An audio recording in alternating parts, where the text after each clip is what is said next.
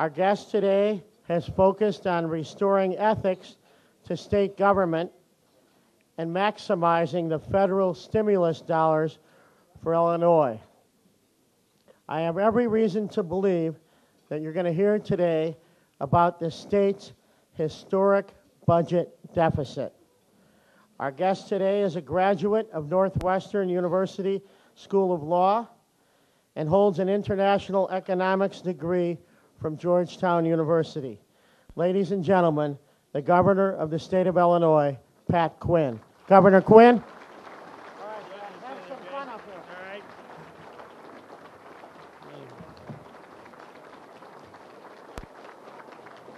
Thank you.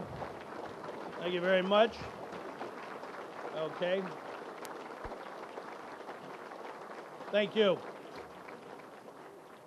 I want to thank the City Club for an excellent lunch, and I too want to acknowledge the very best politician in Illinois, perhaps the United States, Sister Rosemary of Misericordia, a very good friend and a very worthy cause. I was here on January 5th in the cold winter, rather bleak time, and now here we are in May, the spring of the year, and I think things are better in our state of Illinois, the land of Lincoln. I think we've been able in the last 110 days to stabilize our government and begin the process of repairing the damage that's been done. And it really is a tribute to the people of Illinois.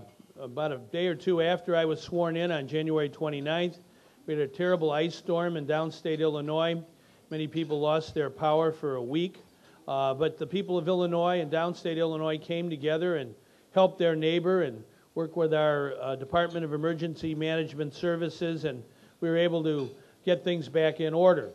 And not too long ago, a couple weeks ago, we had a public health emergency dealing with the swine flu, where many people were uncertain about what that meant and how to conduct their daily life. And I think the people of Illinois handled themselves very well, and I particularly am grateful to Dr. Damon Arnold, who served in Iraq and who now serves as our Director of Public Health, along with Andrew Velasquez, who's our Director of Emergency Services, and how they put together a plan that distributed in one day the medicine we needed, if necessary, to help our people if there was a pandemic.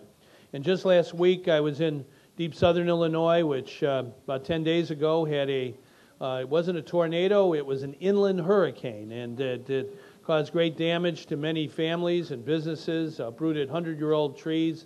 And I was down there last Tuesday, and it was so inspiring to see the people of Illinois, good and true, working together to repair the damage and get things back in order. There were many, many people without power. There were trees and debris all over the roads. People couldn't travel. But rather than complain, the people of southern Illinois, in the best traditions of Illinois, banded together, not for profit, to help their neighbor and help their region. And I think that really is a metaphor for our whole state, that we have to understand that in tough times, we have to make some tough choices, but we all stick together, and we believe in teamwork. And I think because of that approach to government, we've had much more cooperation and collaboration in the last 110 days than we have had in previous times. And what we have to do is use that situation. In the next 2 weeks, there's 13 days now to the deadline of the legislative session, 26 if you don't sleep, and I don't plan to sleep, because we have a very robust agenda ahead of us. And I think it is important that we focus on that at this time. One of the most important issues that we have before us is to take our state and make sure we have good jobs that you can support a family on. And we have an Illinois Jobs Recovery Plan that is pending in the legislature. It's about $30 billion now in investment in better roads and better sewers and water systems, high-speed internet, everybody in and nobody left out, high-speed rail connecting Chicago to St. Louis. We want to make sure we repair our schools and our university buildings. We want folks 50 years from now to say, back in 2009, those people of Illinois understood that they had to make sacrifices and investments in important structures and buildings in order to make their state and their economy better. And we're very close to coming to an agreement on a capital plan, an infrastructure plan, a jobs plan that will help Illinois today and tomorrow. Jobs, I think, oftentimes need a very important infrastructure. We're the transportation crossroads of the United States. We want to follow the President's lead in investing in high-speed rail, and we also want to make sure that we have good roads for everyone. We don't want to be the pothole capital of the United States. We want to be the place that people like to come to because of our roads and bridges that are safe and sound. We also have to deal with another kind of infrastructure, and that's our government infrastructure and the people believing in the integrity of the government. I don't think anyone would deny that we've had an integrity crisis in our state, probably the worst in the history of Illinois, and we have to address that. When I was here on January 5th, the ordeal was still continuing. It was painful, I think, to the people of Illinois to see our state, the land of Abraham Lincoln, the subject of late-night comedians' jokes and barbs. And I think it's important that we, the people, straighten out the government. And it's not a mission of just the office holders. Oftentimes the office holders have a rather slanted view on how to reform things. These next 13 days, I think, are a key time in Illinois history. We have to make sure that our state, we get the soul of Illinois back in order. And the battle for the soul of our state will take place in these 2 weeks, and it's particularly important that we pass strong and tough ethics standards that protect the people, protect the taxpayers. When I was here last, I was with Pat Collins, the former U.S. attorney, now in private life, who volunteered to serve as the chairman of an Illinois Reform Commission. It was made up of 15 people, including Mr. Collins. He swore them in, men and women of great integrity, who came together and for 100 days thought about how to improve our state's ethics and make sure we have fundamental reforms that last a lifetime and beyond. And their recommendations were made. We're going to work as hard as we can to get those placed into the law of Illinois. It's going to be very interesting this week. On Friday of this week, there'll be votes in the Illinois Senate, and we want to make sure we get off to a good start. We've already passed public pension trustee reform. That's landmark legislation. We understand that there were bad things that happened to the people of Illinois due to wrongdoing in government. We want to root out any kind of wrongdoing and have standards that are the highest caliber of any state in the country, any place on planet Earth. So we have to really work on that. It's not going to be easy. I was with a group of about 1,000 people yesterday in Highland Park. They came from everywhere. It was a rally on behalf of good government. Government of the people. Abraham Lincoln said at Gettysburg in 1863, in 272 words, the Gettysburg Address, the essence of American democracy, that it's government of the people, and by the people, and for the people, and it shall not perish from this earth. So I really feel it's our duty in his state to make sure that government of the people really truly does work in Illinois in the 21st century. So we have work to do this week and next week to get strong and tough ethics standards, get campaign finance reforms, get many things adopted into the law, the basic law of our state, that strengthen the people, strengthen the voters. That's how I would test any kind of ethics reform or any proposal whatsoever. Does it make the people of Illinois stronger? It may perhaps affect some of the incumbents or people who are in government. That may be the cost of having better government, but we have to make sure that the people come first. And when we say the people come first, it also deals with our state budget, which, as everyone knows, is in deep deficit. It's the worst deficit that Illinois has ever had, and we have to deal with that issue today, tomorrow, and in the next 13 days. I heard some say, well, we can maybe postpone this date with destiny to another time. I don't think so. I think the people of Illinois, good and true, and I've been all over our state in the last 110 days, to every part of Illinois, they do not want the governor or the legislature or anybody in government to sort of postpone making tough decisions and tough choices. We don't want to make bad choices. We want to make tough choices that make our state better today, tomorrow, and for years to come. We are custodians of the future. I think it's very important that we understand that the great thing about America, the great thing about Illinois, is that people, adults, parents, make sacrifices today in order to help their kids' future. And we have to have that attitude as we approach our budget in Illinois, that we are custodians of the future, and it's important that we not bungle this opportunity. So I've proposed a very tough budget, a budget made up of tough choices. I have it here. It is the only plan that's been proposed so far to get Illinois out of deficit and to make sure that we have a decent state. Because our budget in Illinois, when all is said and done, the state budget, it really reflects the values of our society. What do we truly believe in?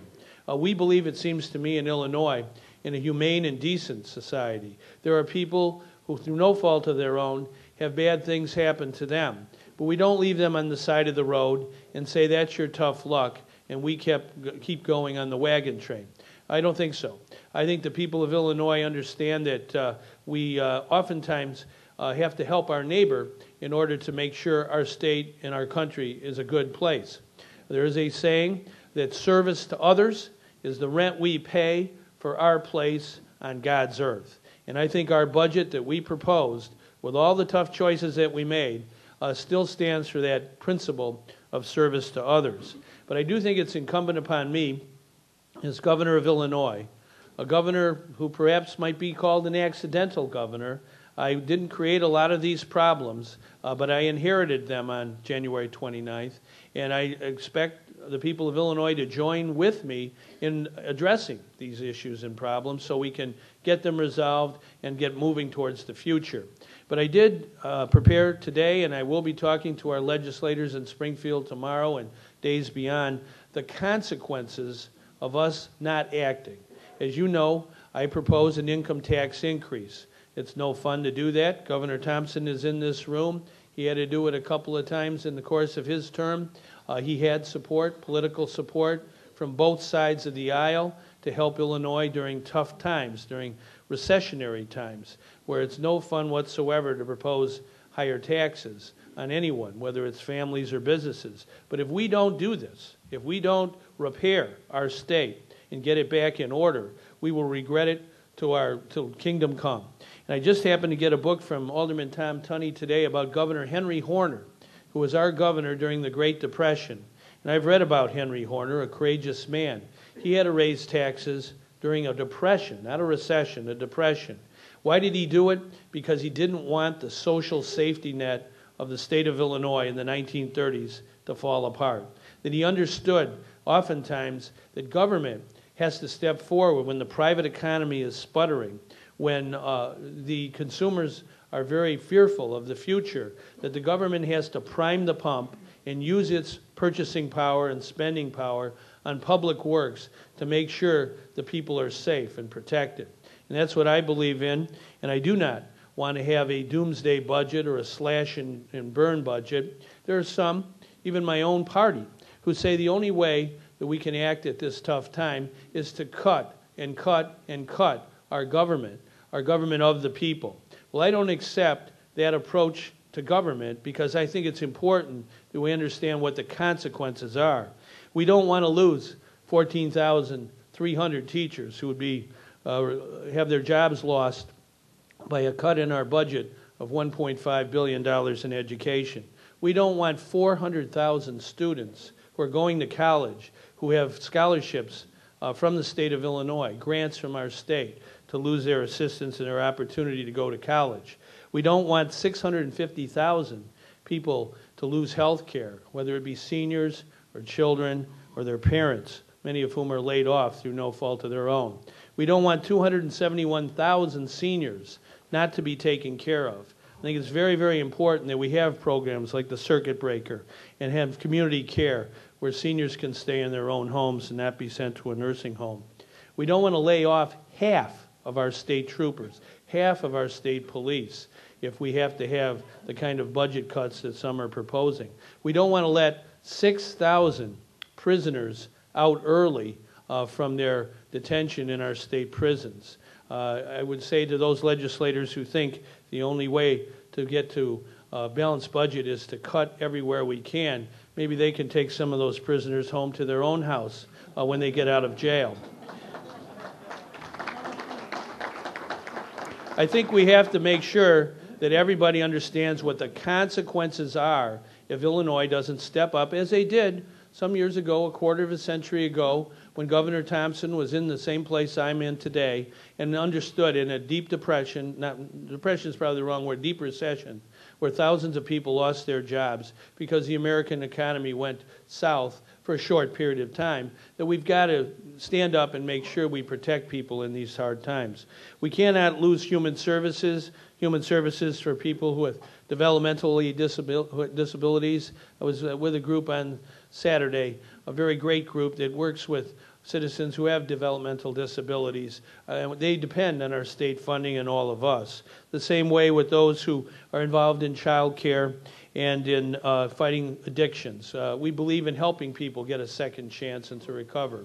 Jacqueline Kennedy, when I was growing up, said, if you bungle raising your children, nothing else in life matters. And I think that we, the people of Illinois, do not want to bungle raising our kids. We need early childhood education. We need decent child care for working parents. At the same time, we need mass transit to reduce emissions and pollution. If we have to cut our budget the way some are proposing, $500 million of our subsidies to our public transit systems, Metra and PACE and CTA, the downstate bus systems, all disappear. We don't want to close our state parks. As governor, one of the first things I did was reopen state parks. In a tough time, you don't want people who have nowhere else to go, can't take a vacation. We want them to be able to go to a state park. Leave no child inside. That's my belief. We don't want to have nature deficit disorder. We want to have state parks. We want to help our local governments. We want to make sure that they have the resources they need to hold down property taxes. So the part of what the state government does is provide financial assistance to local governments, and we have to continue that. And finally, I was at a funeral this morning. It was a very sad day and a very difficult day. It's pretty hard, frankly, coming to a lunch after a funeral, but it was the burial of a soldier at age 23. Who had a 6-week-old daughter, Emily Catherine, and it was a funeral on the northwest side of Chicago of one of our National Guardsmen. And as governor of Illinois, I'm commander-in-chief of our National Guard. We have 3,000 National Guardsmen right now in Afghanistan, at the gates of hell, fighting the Taliban, fighting Al-Qaeda.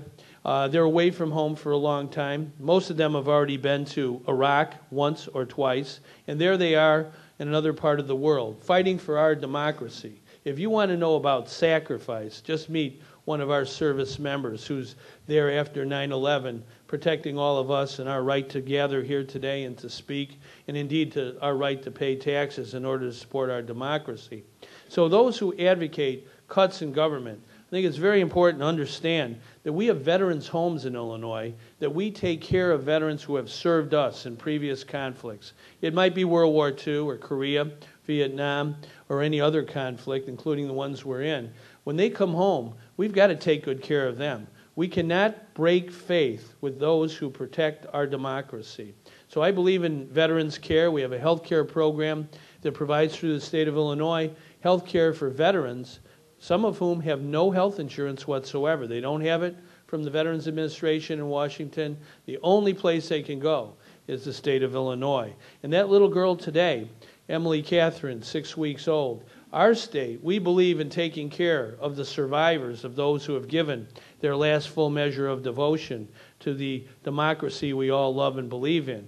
In our state, we give a line of duty benefit to the families of those who have fallen in the global war against terrorism. We've helped thousands and thousands of people along the way with our programs, but especially the line of duty benefit. But we will not have the money to pay the line of duty benefit if some of these draconian cuts are pursued. That's why it seems to me, in a democracy, just like in World War II, the people of America understand that they have to make sacrifices, that they have to come together to take on things that we don't want to have happen. We don't want to have deep, mean-spirited cuts that hurt the people. It'll take a significant toll on the people of Illinois if we don't raise the revenue in the next 2 weeks to pay the bills, to make sure that our state no longer has a deficit of nearly $12 billion, that our state no longer is a situation where it's a delinquent for 6 or 7 months at paying hospitals who employ thousands of people. We don't pay them on time. We don't pay the nursing homes. We don't pay the pharmacies. We don't pay thousands of small businesses in a timely manner. The budget I proposed will do that within a 30-day cycle. We understand that that's a principle of good government and honest government, that it's better to have a governor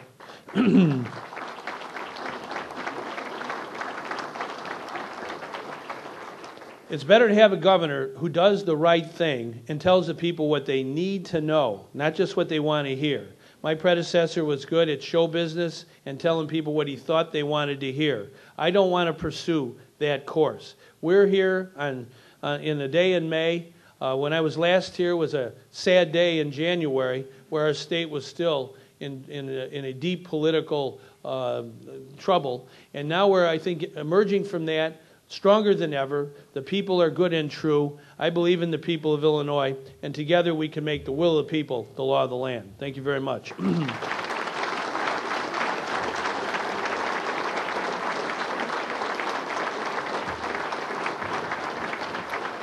right, questions?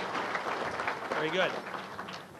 Okay, ladies and gentlemen, on your tables there are pieces of paper on which you could write down some questions that the governor will respond to. And as my partner Paul Green always says, legibility is helpful in getting your questions read. I think we have a title for our new book, The Accidental Governor. Thank you very much.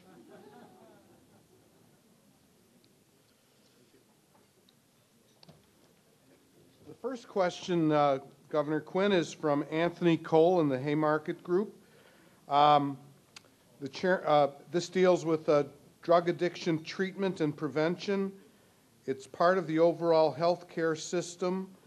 Does your proposed health care funding increase include addictions health care? Right.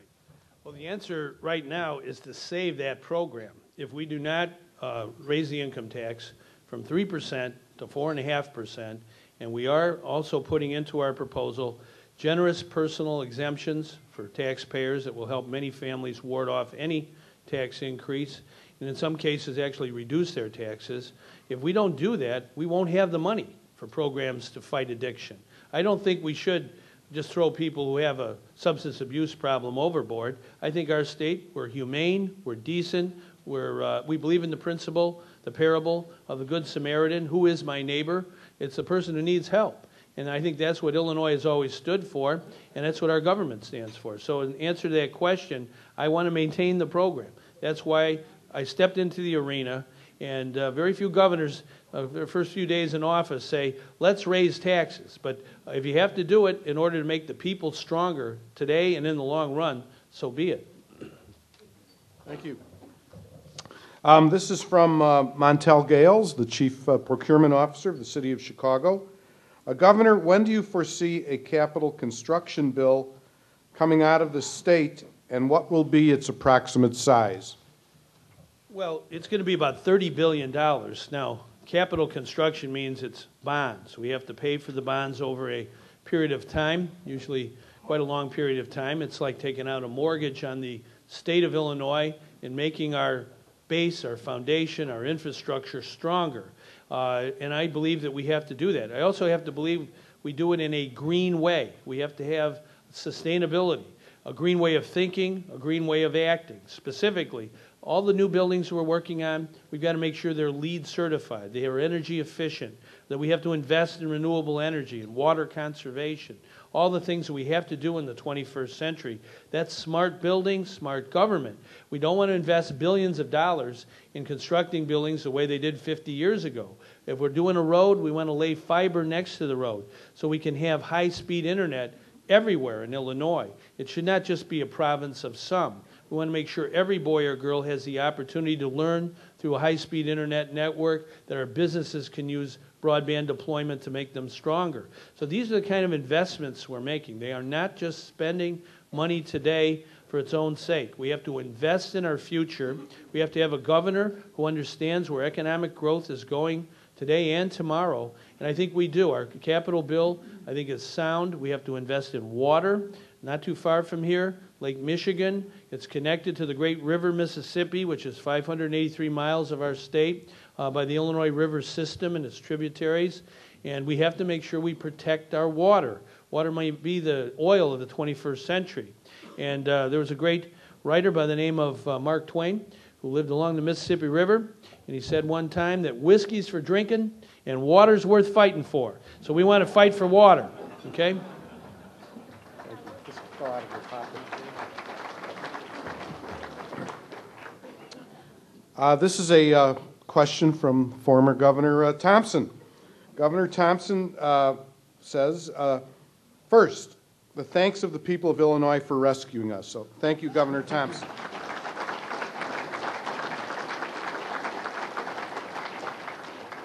Now for the question. Do you see any parallel with 1982? And would you consider a temporary income tax increase with no change in exemptions? Well, a couple of things about that. I think we have to deal with reality in the 21st century that our state has a structural deficit, and for quite some time, both Democrat and Republican governors would balance the budget by just pushing the debt forward in time. It's gotten to the point now where we owe hospitals, who are key parts of an economy of our state, oftentimes the largest employer in many counties, they're not being paid for 6-7 months, and that's just bad business. And so I believe in a permanent income tax increase. I also believe in the exemptions, because why do we want to have a personal exemption that's more generous than the one today? Today, every person can exempt $2,000 from the income tax. The purpose of a personal exemption is to protect families, particularly those raising children. Our personal exemption has not been indexed to the cost of living over the 40 years of the Illinois income tax. I think if it was, it would be about $6,000 a person today, not $2,000, $6,000 a person. And I think it should be brought to that level. If you look at it, it means that any family of 4 that makes up to $24,000 would not pay any income tax at all. It would be 4 times $6,000. Now, it seems to me that's good public policy, because the federal poverty level for that family is about $23,000, $24,000. Why in the world do we in Illinois, telling people to get themselves out of poverty, want to tax poor people into further poverty? There's a principle of social justice here. It's a principle as old as the Bible, that taxes should be based on ability to pay. And our state really hasn't followed that. We have one of the most unfair tax codes in the United States. And that's not me talking. It's independent experts year after year saying Illinois, this big 5th largest state in the union, has a very unfair tax system. So stepping in at this time and raising the income tax, a very hard thing to do, but also doing progressive things, not only like having exemptions, but also making sure we have a bit more generous earned income tax credit, which rewards working families and helps them. Also having property tax relief. I've listened to legislators. They want to have property tax relief in the final measure, and we're going to put it in there. I think if we can do all those things, we can have a sound revenue structure that can pay the bills of Illinois, invest in the people, and make our state stronger for years to come. Thank you. This question is from former State Senator Bill Marovitz. What are the key ethics proposals that would truly make a difference in pay-to-pay politics, and how can we help get them passed? Well, now is the time. This is the moment in history for Illinois these next couple of weeks. And I want to salute Bill Marovitz. He had a very strong record of public service in Springfield and fighting for ethics reforms. And I know, Bill, some of the things that he proposed a quarter century ago hopefully are on the verge of passage. We already have passed, and I signed into law, a public pension trustee reform measure to make sure our public pensions that have literally billions of dollars are invested for the beneficiaries and on behalf of the taxpayers. We had crooked people in there. They corrupted some of those funds. We cannot allow that ever to happen. We must have strong ethics laws there and stronger trustees and better people. Also, I think we need to have a better Freedom of Information Act. We've got to improve procurement laws and standards so that when the government buys goods and services, nobody is on the take and pay-to-play isn't present. I also think we need to make sure that we have in our state campaign finance reform that means something. That's going to be a tough issue in the next few days, but we'll fight hard to make sure there are reasonable limits on campaign finance so that we don't have a repetition of past scandals. I also think we need to have in Illinois a recall. I've supported recall a year ago about this time. We're very, very close. We passed it in the House. The Senate, it came short by 3 votes. My predecessor was the reason why. He fought against recall. He didn't want the people to have it. They have it in Wisconsin, in Michigan, in Minnesota, in Kansas, 15 other states around the country. I think we need it in Illinois. We've had 2 governors let the people down in the last decade. I think we need to have a recall amendment that the people pass. It isn't used in a frivolous manner. It has to have very high standards of signatures and such, but it should be available to the people in case there is anyone in state government betraying the public trust. That's the ultimate ethics measure, in my opinion, and I hope we can get that on the ballot for the people in the next few days. Thank you. After those tough questions, here's one that I'm sure it's a political question. It's from Kathy Posner, member of the City Club Board of Governors and city civic leader. Who would you like to see as your running mate, your lieutenant governor? Well, Henry Horner isn't available. And I think we have to think about that. You know, there is no lieutenant governor now because the Constitution of Illinois requires that office to remain vacant until the next election results. So I'm governor and lieutenant governor and doing 2 jobs at once. I haven't thought about that. I'm sure we'll find a man or woman of the highest integrity, someone with a lot of energy, and if the Cubs win the World Series, then probably Lou Piniella would be asked to come to Illinois. Just remember, half of us are Sox fans here. I know. And you notice the president was wearing his White Sox jacket the other day when he went out for the soccer game. This is from Annie Muller. Is it wise to raise taxes in this economy? Our system is a complete mess. Why should we reward you with more money? Why must those that actually work always be punished? Woo. Well, I think this is a fundamental question. It's a good question. I think we believe in Illinois in a democracy, and we believe in that in our country. One of the prices of being a citizen in the greatest democracy on planet Earth, the first democracy, is we believe that citizens voluntarily, through their government, have taxes to pay for important things. It might be education, it might be health care, it might be public safety, it might be protecting our democracy. Our soldiers who are right now in Afghanistan, we have to pay for their care. And that's what all of us as citizens believe in, at least through our government, majority rule. Now, I think right now it's a very hard time, and people don't like to pay taxes to begin with, and especially in hard times. But if we don't use the public revenue of Illinois to help rescue our state economy, we're going to continue in hard times. If we have to go through a slash and burn budget where literally thousands and thousands of people are laid off, including teachers and many, many others, correctional safety officers, state troopers, that does not help us get out of the hard time. It makes it worse. The key is government at this time, as it did in the Great Depression with Henry Horner, has to prime the pump. We've got to invest in things that make us stronger today and tomorrow. And that's what I'm trying to do as governor. I do not want to see the basic social safety net of Illinois that helps people who need a helping hand. I don't want to see that shredded in a mean-spirited way. I'm going to go eyeball to eyeball with legislators in Springfield. Some of them are in my own party. Some are statewide officials. They have rather glib responses to our current economic dilemma. They say, well, you should cut your way out of it. I don't believe that that's the way to go. I think we want to remain to be a strong state. Jobs follow brain power. We have to have good schools and good educational systems. We have to have people who have health care. If they're laid off from a job, they land on Medicaid. And that's the state of Illinois' responsibility. Are we going to tell those good men and women, no health care for you or your family? I don't think so. In the same way, as I said earlier, for our veterans. We in this country believe and making sure we keep faith with those who protect our democracy. Illinois spends a lot of money helping veterans, older veterans as well as young ones, and I want to make sure that that always remains. As long as I'm governor, that's going to be the case. Thank you. This is from Dorothy Brown, the clerk of the Circuit Court. If passed, do you plan to sign the bill to terminate the exempt employees? If so, how will you run the state during the time it would take to assess and hire new staff? Okay, well, that's a good question.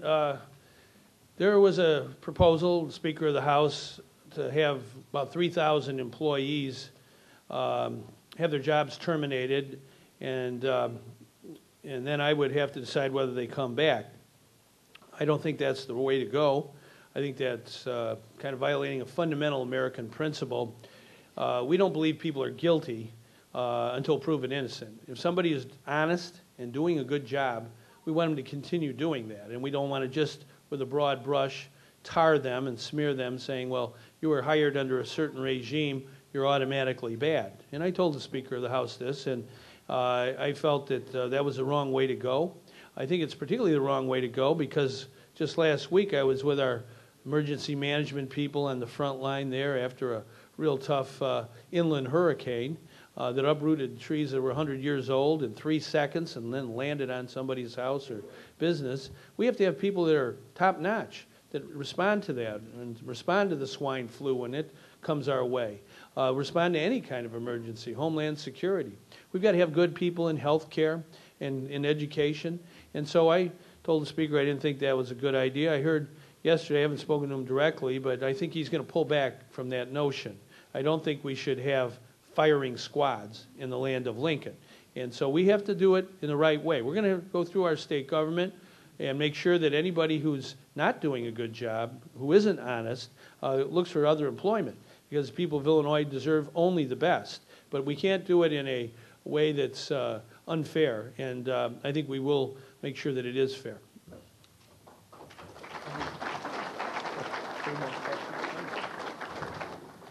This is a combined question. Bob Gray and Lawrence Masal, I'm going to combine your questions because they're very similar, so we'll call it the Gray-Masal question. We commend you for stepping up to the need to reform the pension systems.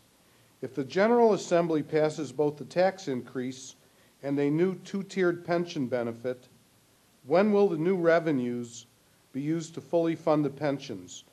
$4.5 billion owed this year, over $5.5 billion next year. Well, this is a perhaps an intractable problem, but I know the people of Illinois are up to it.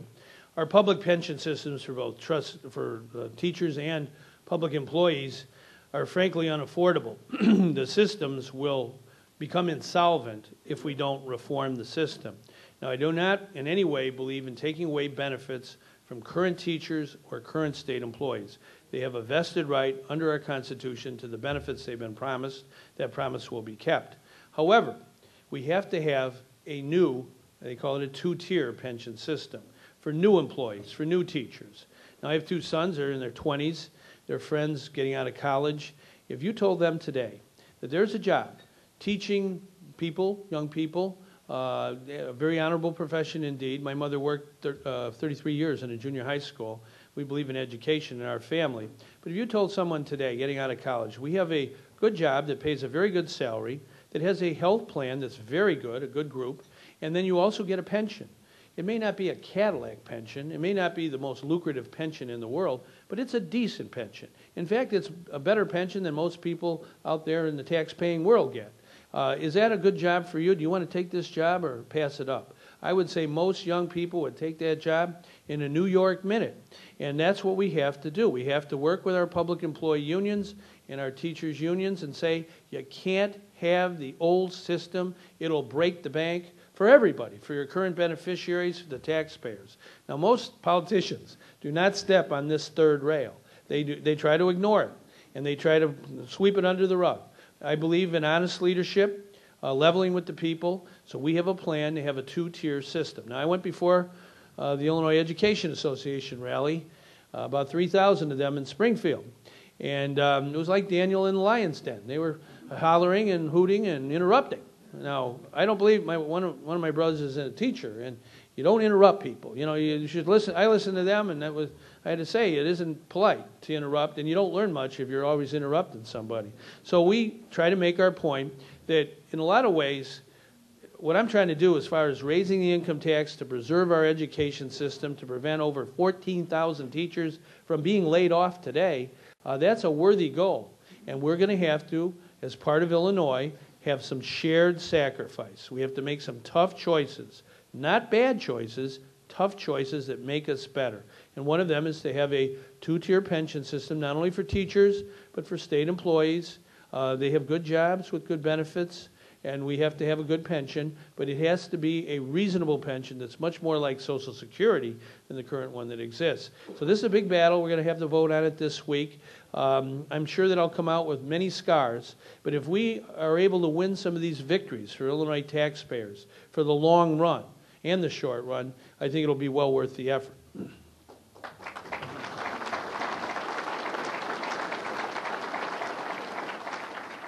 Thank you, Governor. This is from Christy Hefner.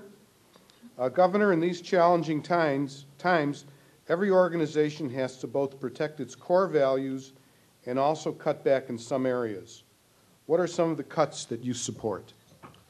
Well, we cut our budget $1.3 billion, and it was really across the board in many cases, not every single area, but we had to tell each bureaucracy that it had to accept less. Basically, when you combine last year and this year, the two cuts we've made, it's about 4 or 5% of the whole bureaucracy of the state government.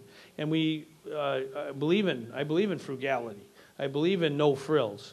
I think I'm the first governor who has a VIP card from, I hope I have it here. Here it is, Super 8. Okay, it's upside down. All right, and I've stayed at Super 8 as governor. And, you know, I've taken a pay cut. I've given a large part of my salary to charity and not-for-profit groups that carry out many of the missions we believe in. But we basically have to tell the bureaucracies of our state that they do have to tighten their belt. And that's the best way to manage the government. At the same time, I know the question sort of assumes this. There are basic values that we have to maintain. We cannot let vulnerable people, citizens with disabilities, I was with them on Saturday morning, you know, they're the best of the best. When all is said and done, they have unconditional love. And Sister Rosemary works at Misericordia. We are not going to let those citizens down. We believe in them.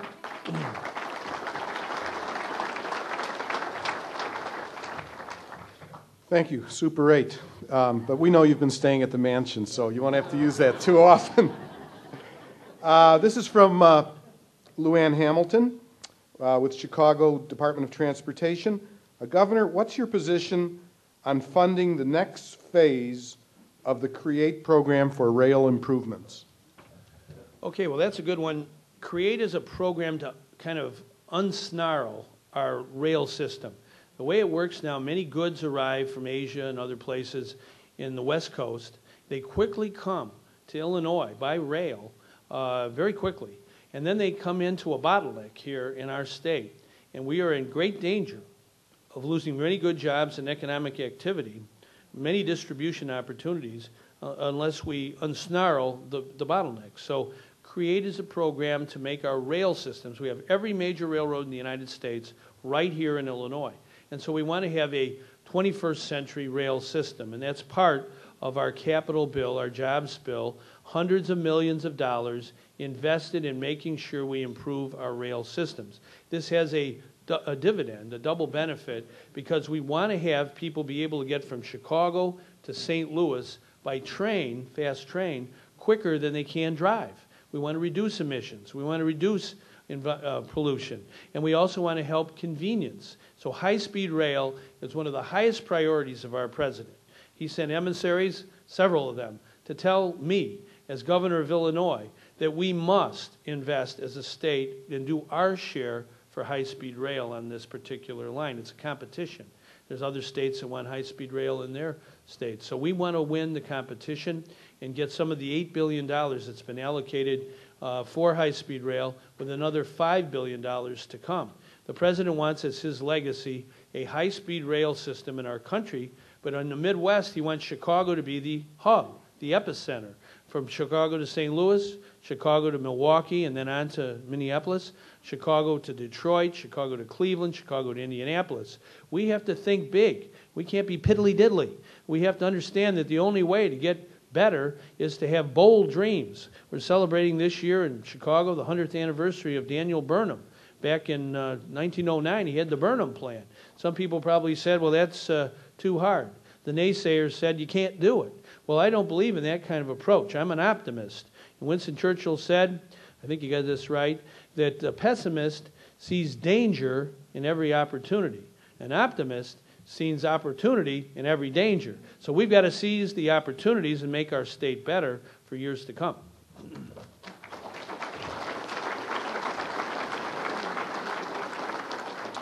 We have two last questions. This is from Elaine Weiss in the Illinois CPA Society. What are your feelings about dedicated funds and fund sweeps? Well, I want to thank Elaine and the old CPA Society. They're very generous, and they help a lot of people with their tax returns. They help folks make sure they get all the benefits they're entitled to under the Earned Income Tax Credit, Child Tax Credit.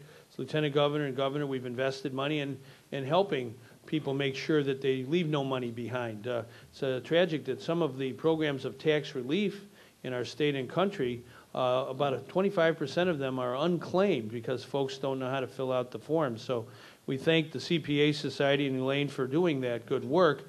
The issue about fund sweeps, in Illinois they have 600-700 special funds. And frankly, there's way too many of those. Most states don't have anything like this. If you have money just socked away in special funds, and then your general revenue fund, the one you pay most of your bills, is sort of narrowed down, that's not a good way, a good public finance way to get to heaven. So I think in the long run, we want to take a look at some of these funds, whether they should exist in the first place. Over the last half dozen years, maybe more, there have been sweeps of some of the funds in order to help the General Revenue Fund pay its fundamental bills of health, education, and public safety.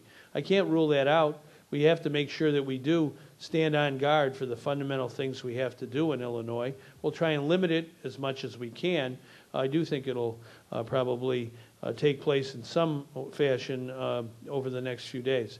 Now, having said that, I do want to say one more thing. I have stayed at Super 8 as governor of Illinois, but I am staying mostly at the governor's mansion.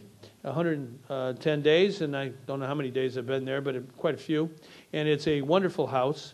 It's the third oldest governor's mansion in the United States. Only Mississippi and Virginia are older. They're not better because we have the biggest one. And our governor's mansion, more events are held in our mansion than all the others combined. We have lots of people coming through.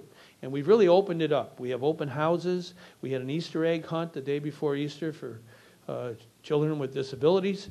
We've had many, many opportunities for the people of Illinois to see their house. And I think that should be kind of the way we look at our state today and every day, that we're not just a crowd of 13 million people, everybody going in their own separate direction. We're a community of shared values. And fundamental values like patriotism and hard work and faith and helping your neighbor and also helping those who have real need for a helping hand, that defines Illinois and the people of Illinois. And I saw that young man today and his family. It's pretty hard to tell a volunteer like that who lost his life at the age 23 that his sacrifice, he's expected to volunteer and make that. And then we, the people back home, can't make some fundamental sacrifices to make our state better. So that's what I'm going to appeal to. And I know in my travels across Illinois that I have found many, many people, and a lady today said, we're glad you're governor because you're going to make sure our state stays on the right course, and we'll do the right thing all the time. Thank you very much.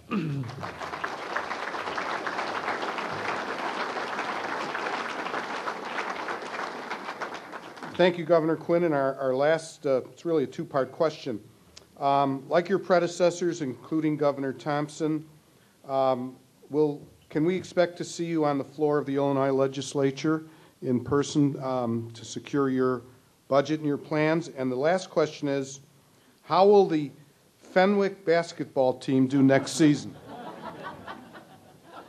Well, my youngest brother is the coach of the Fenwick basketball team, and there's been a few games this year where I was ready to suit up myself. I haven't used up all my eligibility, and I get to go to the gym because my other brother Tom is right here in the front row, and I do, as part of being governor of Illinois, get a pass to the Fenwick gym morning, noon, or night, anytime, and so I'm ready to play whenever the coach calls me in.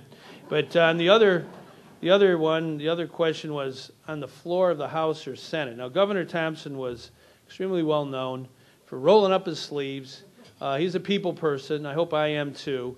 And sometimes he even held back time, held back the clock as it approached midnight. Time moves slowly. We may have to do that again, and we may call you down there, Governor.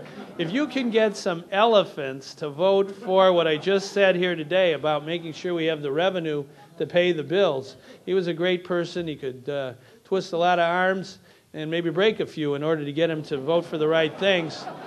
We're going to have to summon all the talent we have in Illinois in the next 13 days to get to the right place. But I do believe in going on the floor of the House and Senate. I hope on May 32nd I'm not on the floor lying flat on my back.